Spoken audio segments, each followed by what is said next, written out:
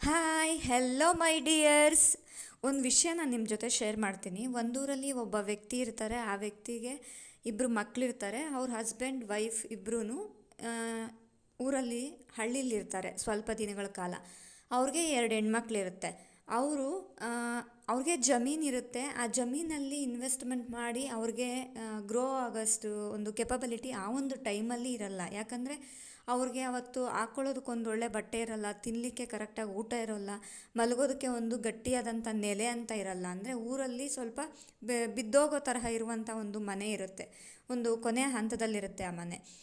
ಅವ್ರಿಗೇನಾಗುತ್ತಪ್ಪ ಅಂದರೆ ಒಂದು ಕಡೆ ಅವ್ರಿಗನ್ಸುತ್ತೆ, ನಾನು ಸದ್ಯಕ್ಕೆ ಇಲ್ಲಿ ಗ್ರೋ ಆಗೋಕ್ಕಾಗಲ್ಲ, ಸೊ ನಾನು ಏನಾದರೂ ಮಾಡಲೇಬೇಕು ಜೀವನೋಪಾಯಕ್ಕಾಗಿ ಅಂತ ಅವ್ರಿಗೆ ಅನಿಸುತ್ತೆ. ಆವಾಗ ಹೆಂಡತಿ ಮಕ್ಕಳನ್ನ ಇಬ್ಬರನ್ನೂ ಅಲ್ಲೇ ಬಿಟ್ಬಿಟ್ಟು ಬರ್ತಾರೆ ಬೆಂಗಳೂರಿಗೆ. ಬಂದುಬಿಟ್ಟು ಒಂದು ಅಥವಾ 2 ತಿಂಗಳ ಕಾಲ ಒಂದಷ್ಟು ಒಂದು ದುಡ್ಡನ್ನು ದುಡ್ಕೊಂಡು ಏನೋ ಒಂದು ಕೆಲಸ ಮಾಡಿ ದುಡ್ಕೊಂಡು ಒಂದು ಸ್ವಲ್ಪ ಬಾಡಿಗೆ ಮನೆ ಮಾಡ್ಕೊಳ್ತಾರೆ. ಬಾಡಿಗೆ ಮನೆ ಮಾಡ್ಕೊಂಡ್ಬಿಟ್ಟು ಊರಿಗೆ ಹೋಗಿ ತನ್ನ ಹೆಂಡತಿ ಮಕ್ಕಳನ್ನ ಕರ್ಕೊಂಡು ಬರ್ತಾರೆ. ಮಕ್ಕಳು ಚಿಕ್ಕವರೇ ಇರ್ತಾರೆ. ಅಂದರೆ ಒಂದು ಮಗು ಬಂದು ಫಸ್ಟ್ ಸ್ಟ್ಯಾಂಡರ್ಡ್ ಇರುತ್ತೆ, ಇನ್ನೊಂದು ಮಗು ಬಂದು ಫೋರ್ತ್ ಸ್ಟ್ಯಾಂಡರ್ಡ್ ಇರುತ್ತೆ.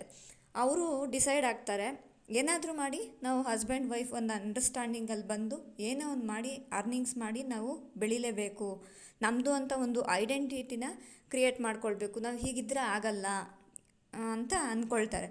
ಆ ವ್ಯಕ್ತಿ ಅವತ್ತೇನು ಅಂದ್ಕೊಳ್ತಾರೆ, ಊರಿಗೆ ಇಲ್ಲಿ ಬೆಂಗಳೂರಿಗೆ ಬಂದಮೇಲೆ ಒಂದು ಚಿಕ್ಕದಾಗಿ ಚಿಲ್ಲರೆ ಅಂಗಡಿ ಹಾಕ್ಕೊಳ್ತಾರೆ. ಚಿಕ್ಕದಾಗಿ ಚಿಲ್ಲರೆ ಅಂಗಡಿ ಹಾಕ್ಕೊಂಡು ಸ್ವಲ್ಪ ಶ್ರಮ ಪಡೋದಕ್ಕೆ ಶುರು ಮಾಡ್ತಾರೆ. ಅವ್ರಿಗೆ ಅದರಲ್ಲಿ ಸ್ವಲ್ಪ ಹಣ ಬರಲಿಕ್ಕೆ ಶುರುವಾಗುತ್ತೆ. ಆಗ ಅವ್ರಿಗೆ ಹಣ ಬರಲಿಕ್ಕೆ ಶುರುವಾದಾಗ ತಕ್ಷಣವೇ ಗ್ರೋ ಆಗಿಬಿಡಲ್ಲ, ಸ್ವಲ್ಪ ತುಂಬಾ ಟೈಮ್ ಹಿಡಿಯುತ್ತೆ. ಬಟ್ ಅಂದರೆ ಊಟಕ್ಕೆ, ಬಟ್ಟೆಗೆ, ಅವ್ರ ಚಿಕ್ಕ ಪುಟ್ಟ ಖರ್ಚು ವೆಚ್ಚಗಳಿಗೆ, ಅವ್ರ ಬಾಡಿಗೆಗೆ ಆಗೋಷ್ಟು ಆ ಒಂದು ಅಂಗಡಿಯಲ್ಲಿ ವ್ಯಾಪಾರ ಆಗ್ತಿರುತ್ತೆ. ಆ ಹಣದಲ್ಲೇ ಅವರು ಸ್ವಲ್ಪ ಉಳಿಸಿ ಬೆಳೆಸಿ ಅದನ್ನು ಒಂದು ಸ್ವಲ್ಪ ಅವರು ಇದಕ್ಕೆ ಅವರು ಜೀವನಕ್ಕೆ ಅಂತ ಬಳಸಿದ್ದನ್ನು ಅದರಲ್ಲೂ ಒಂದು ಸ್ವಲ್ಪ ಉಳಿಸ್ಕೊಂಡು ಒಂಚೂರು ಉಳಿಸ್ಕೊಂಡು ಬೆಳೆಸ್ಕೊಂಡು ಬರ್ತಾರೆ.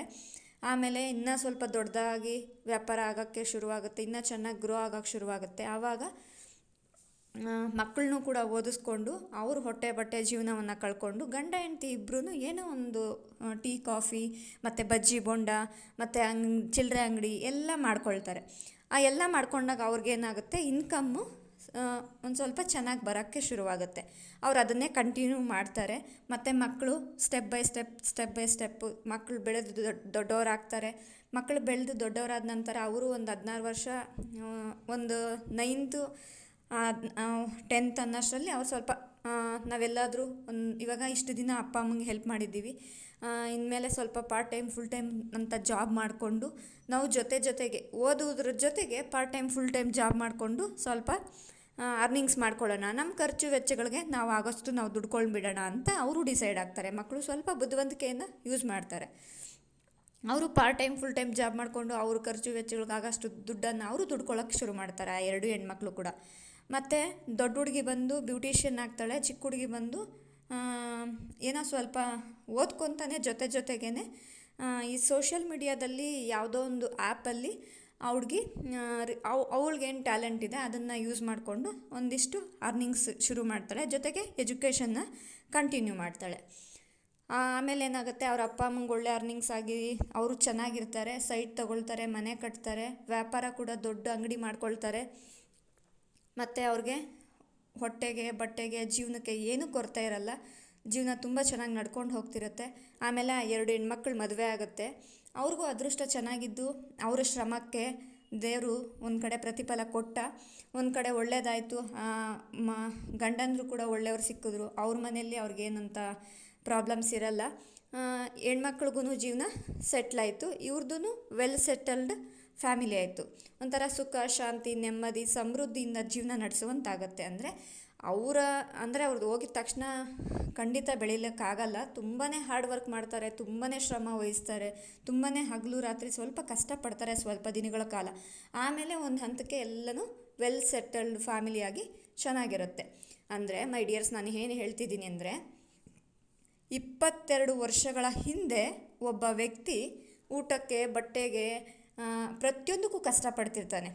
21 ವರ್ಷಗಳ ಹಿಂದೆ. ಆದರೆ ತನ್ನ ಶ್ರಮದಿಂದ ತನ್ನ ಒಂದು ಶ್ರಮದಿಂದ ಗಂಡ ಹೆಂಡತಿ ಮಕ್ಕಳು ಎಲ್ಲ ಸೇರಿ ಒಂದು ಸೈಟ್ ತಗೊಂಡು ಮನೆ ಕಟ್ಟಿ ಅವರು ವೆಲ್ ಸೆಟಲ್ ಫ್ಯಾಮಿಲಿ ಆಗ್ತಾರೆ. ಒಂದು 22-21 ವರ್ಷಗಳ ಹಿಂದೆ ಶ್ರಮ ಹಾಕಿ ಇವಾಗೆ ಒಂದು ವೆಲ್ ಸೆಟಲ್ ಫ್ಯಾಮಿಲಿ ಆಗ್ತಾರೆ. ಅಂದರೆ ನಾವು ಕಷ್ಟಪಟ್ಟು ನಾವು ಶ್ರಮ ಪಡೋದಕ್ಕೆ ರೆಡಿ ಇದ್ದೀವಿ ಅಂತಂತಾದರೆ ಆ ದೇವರು ಖಂಡಿತ ಕೈ ಹಿಡಿತಾನೆ, ಖಂಡಿತ ನಮಗೆ ಜೊತೆಯಾಗಿ ನಿಂತು ನಮಗೆ ಸಪೋರ್ಟ್ ಮಾಡ್ತಾರೆ ಸ್ನೇಹಿತರೆ. ಹಂಗಾಗಿ ಯಾವತ್ತೇ ಆಗಲಿ ನನ್ನಿಂದ ಆಗಲ್ಲ, ನನ್ನ ಕೈಲಾಗಲ್ಲ, ನಾನು ಗೆಲ್ತೀನ, ನಾನು ಸೋತ್ಬಿಟ್ರೆ ನನ್ನ ಯಾರು ಏನು ಅಂದ್ಕೊಳ್ತಾರೋ ಏನು ಆಡ್ಕೊಳ್ತಾರೋ ಈ ಎಲ್ಲ ಬಿಟ್ಟು ಬಿಸಾಕಿ ಒಂದು ಸತ್ಯ ಹಾಗೂ ಧರ್ಮದ ಹಾದಿಯಲ್ಲಿ ನಿಷ್ಠೆಯಿಂದ ಪ್ರಾಮಾಣಿಕವಾಗಿ ದುಡಿಯೋದಕ್ಕೆ ಶುರು ಮಾಡಿದ್ರೆ ಖಂಡಿತ ಬದುಕು ಬದಲಾಗುತ್ತೆ, ಎಲ್ಲ ಒಳ್ಳೆಯದಾಗುತ್ತೆ. ಆ ಭಗವಂತ ಸದಾ ನಿಮ್ಮ ಜೊತೆಗಿರ್ತಾರೆ. ನಿಮ್ಮನ್ನು ಗೆಲ್ಲಿಸ್ಲಿಕ್ಕೆ ಆ ಭಗವಂತ ನಿಮ್ಮಲ್ಲಿ ನಿಮ್ಮ ಆತ್ಮದಲ್ಲಿ ಪರಮಾತ್ಮರಾಗಿ ನೆಲೆಸಿ ನಿಮ್ಮನ್ನು ಖಂಡಿತ ಗೆಲ್ಲಿಸ್ತಾರೆ. ಅದೇ ರೀತಿ ಈ ಬ್ರಹ್ಮಾಂಡ ಕೂಡ ನಿಮ್ಮ ಒಳಿತಿಗಾಗಿ, ನಿಮ್ಮ ಏಳಿಗೆಗಾಗಿ, ನಿಮಗೆ ಎಲ್ಲ ಒಳ್ಳೆಯದನ್ನೇ ಮಾಡಲಿಕ್ಕಾಗಿ ಈ ಬ್ರಹ್ಮಾಂಡ ಕೂಡ ನಿಮಗೆ ಒಳ್ಳೆಯದೇ ಮಾಡುತ್ತೆ ಸ್ನೇಹಿತರೆ. ನಾವು ಒಳ್ಳೆ ಮನಸ್ಸಿಂದ ಏನಾದರೂ ಶುರು ಮಾಡಿದ್ರೆ ಎಲ್ಲ ಒಳ್ಳೆಯದೇ ಆಗುತ್ತೆ. ಯಾವತ್ತೇ ಆಗಲಿ ಪ್ರಾಮಾಣಿಕವಾಗಿ ಪಟ್ಟಂಥ ಕಷ್ಟಕ್ಕೆ ಪ್ರತಿಫಲ ದೇವ್ರು ಕೊಟ್ಟೇ ಕೊಡ್ತಾನೆ. ಒಂದಲ್ಲ ಒಂದಿನ ಅದೃಷ್ಟ ಹಣೆ ಬರಹವೇ ಶಿರಬಾಗುತ್ತೆ. ಏನಕ್ಕಂದರೆ ಪ್ರಾಮಾಣಿಕ ಪ್ರಯತ್ನಕ್ಕೆ, ಕಠಿಣವಾದಂಥ ನಿರಂತರವಾದ ಶ್ರಮಕ್ಕೆ ಹಣೆ ಬರಹ ಹಾಗೂ ಅದೃಷ್ಟನೇ ಶಿರಬಾಗಿ ನಮಿಸುವಂಥ ಒಂದು ದಿನ ಬರುತ್ತೆ ಸ್ನೇಹಿತರೆ. ಆ ದೇವರು ಖಂಡಿತ ಜೊತೆ ನಿಲ್ತಾನೆ. ಹಾಗಾಗಿ ಯಾವುದೇ ಒಂದು ಕೆಲಸ ಮಾಡೋದಕ್ಕೂ ಮುನ್ನ ನನ್ನ ಕೈಯಲ್ಲಿ ಆಗಲ್ಲ ಅಂತ ಖಂಡಿತ ಕೂರಬೇಡಿ. ಒಂದು ವಯಸ್ಸಲ್ಲಿರುವಾಗ ದುಡ್ಕೊಂಬಿಟ್ರೆ ಮತ್ತು ವಯಸ್ಸಾದ ಕಾಲದಲ್ಲಿ ಒಂದು ಹಂತಕ್ಕೆ ನೆಮ್ಮದಿ, ಶಾಂತಿ, ಸಮಾಧಾನದಿಂದ ಜೀವನ ಮಾಡಬಹುದು. ಯಾಕಂದರೆ ಆವಾಗ ದೇಹದಲ್ಲಿ ಶಕ್ತಿ ಇರಲ್ಲ. ದೇಹದಲ್ಲಿ ಶಕ್ತಿ ಇರುವಾಗ ನಾವು ದುಡ್ಕೊಳ್ಳಿಲ್ಲ, ನಾವೇನೂ ಮಾಡಲಿಲ್ಲ ಅಂದರೆ ನಮಗೆ ಜೀವನ ಆವಾಗ ಮುಂದೆ ನಾವು ಪಶ್ಚಾತ್ತಾಪ ಪಡಬೇಕಾಗತ್ತೆ. ಏನಂತ ಈ ಕತೆ ಖಂಡಿತ ಇನ್ಸ್ಪೈರ್ ಆಗಿದೆ ಅಂತ ನಾನು ಭಾವಿಸ್ತೀನಿ. ಮೈ ಡಿಯರ್ಸ್, ನಮ್ಮ ಚಾನಲನ್ನು ಲೈಕ್ ಮಾಡಿ, ಶೇರ್ ಮಾಡಿ, ಸಪೋರ್ಟ್ ಮಾಡಿ, ಸಬ್ಸ್ಕ್ರೈಬ್ ಮಾಡ್ಕೊಳ್ಳಿ. ಹಾಗೆ ಸಬ್ಸ್ಕ್ರೈಬ್ ಮಾಡ್ಕೊಳ್ಳದೆ ನೋಡ್ತಾ ಇರೋರು ಪ್ಲೀಸ್ ದಯವಿಟ್ಟು ಸಬ್ಸ್ಕ್ರೈಬ್ ಮಾಡ್ಕೊಂಡು ನೋಡಿ. ಹಾಗೆ ನಿಮ್ಮ ಫ್ರೆಂಡ್ಸ್ ಆ್ಯಂಡ್ ಫ್ಯಾಮಿಲೀಸ್ಗೆ ನಮ್ಮ ಒಂದು ಚಾನಲ್ ಲಿಂಕನ್ನು ಶೇರ್ ಮಾಡಿ. ಪ್ಲೀಸ್ ದಯವಿಟ್ಟು ಸಬ್ಸ್ಕ್ರೈಬ್ ಮಾಡ್ಕೊಳ್ಳಿ, ಒಂದೊಳ್ಳೆ ಕಾಮೆಂಟ್ ಮಾಡಿ. ಹಾಗೆ ನಿಮ್ಮ ಫ್ರೆಂಡ್ಸ್ ಆ್ಯಂಡ್ ಫ್ಯಾಮಿಲೀಸ್ಗೆ ಶೇರ್ ಮಾಡೋದನ್ನು ಮರಿಬೇಡಿ. ಯಾರೆಲ್ಲ ಸಬ್ಸ್ಕ್ರೈಬ್ ಮಾಡ್ಕೊಳ್ದೆ ನೋಡ್ತಾ ಇದ್ದೀರಾ ಪ್ಲೀಸ್ ದಯವಿಟ್ಟು ಸಬ್ಸ್ಕ್ರೈಬ್ ಮಾಡ್ಕೊಳ್ಳಿ. Thank you.